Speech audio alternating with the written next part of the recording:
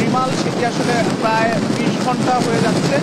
এটি কিন্তু ভয়াবহতা, তীব্রতা, বাতাসের গতিবেগ কোনো কিছুই কিন্তু কমেনি। আমরা কুয়াকাটার একেবারে সমুদ্র সৈকত এলাকা থেকে রয়েছি এবং যেই তীব্রতা বাতাসের সেটি মনে হচ্ছে যে গাছপালা থেকে সব কিছু নিয়ে যাওয়ার একটি দুর্যোগ হয়েছে।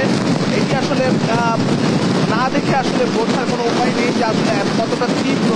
এবং আবহাওয়া অধিদপ্তর যেটি বলছে যে ঘূর্ণিঝড় রিমাল সেটির ব্যাপকতা অনেক বেশি, যার কারণে আসলে এটি প্রায় 18 থেকে 20 ঘন্টা হয়ে গেল। এটির তীব্রতা কিন্তু এতটুকু কিন্তু কমেনি এবং যার কারণে আসলে ঘূর্ণিঝড় রিমালের যে প্রভাব এবং ভয়াবহতা সেটির প্রভাবে মানুষের মধ্যে এবং জনজীবনের যে ভোগান্তি, সে ভোগান্তিটি কিন্তু তৈরি হয়েছে এবং সাধারণ মানুষের ঘর বাড়ি লণ্ডভণ্ড করে দিয়ে এবং আমরা একটু দেখাতে চাই যে একেবারে সমুদ্র উপকূলের যে পানির উচ্চতা সেটি কতটা বেড়েছে এবং যে বিষয়টি আপনি দেখে থাকবেন যে সাগরে মাছ ধরার ট্রলারগুলো সেগুলো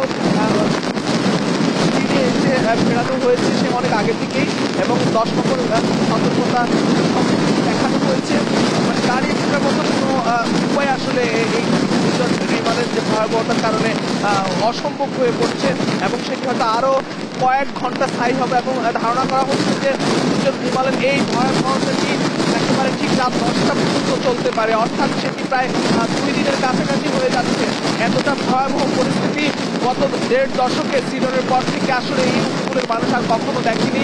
ইতিমধ্যে বরিশাল, পটুয়াখালী, বরগুনা এবং কুয়াকাটা, মংলা এসব এলাকার বিভিন্ন নিম্নাঞ্চল পুরোপুরি প্লাবিত হয়ে গেছে এবং মানুষের ঘর বাড়ি কাঁচা আধাপাত ঘর বাড়ি কিন্তু একেবারে তলিয়ে গেছে।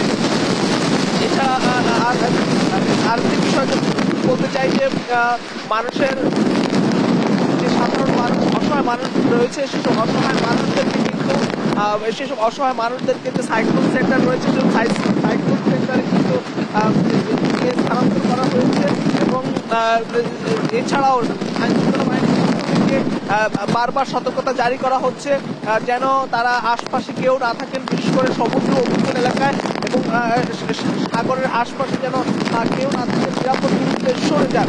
সেটি প্রচন্ড বৃষ্টিপাত বিদ্যুৎ বৃষ্টি চলছে।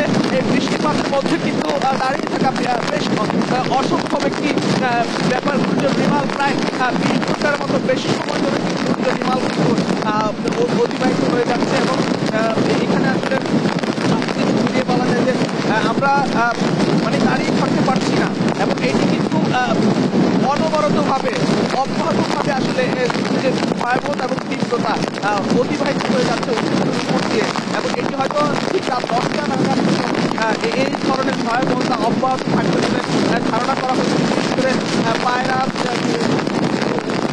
পোর্ট রয়েছে এবং পায়রা সমুদ্র বন্দর রয়েছে, সমুদ্রের পক্ষ থেকে জানানো হয়েছে হয়তো আরও বাড়বে। তো এই ছিল আমার কাছে কুয়াকাটা সমুদ্র উপকূল এলাকা থেকে সবশেষ পরিস্থিতি। আসলে এখানে বেশিক্ষণ দাঁড়িয়ে থাকা খুবই অসম্ভব একটি ব্যাপার।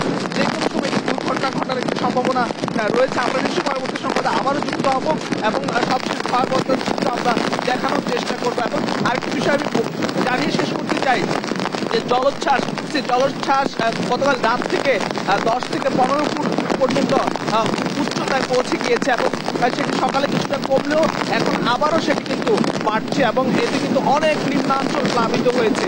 এই ছিল আমার কাছে কুয়াকাটা সমুদ্র সৈকত এলাকা থেকে সবশেষ পরিস্থিতি।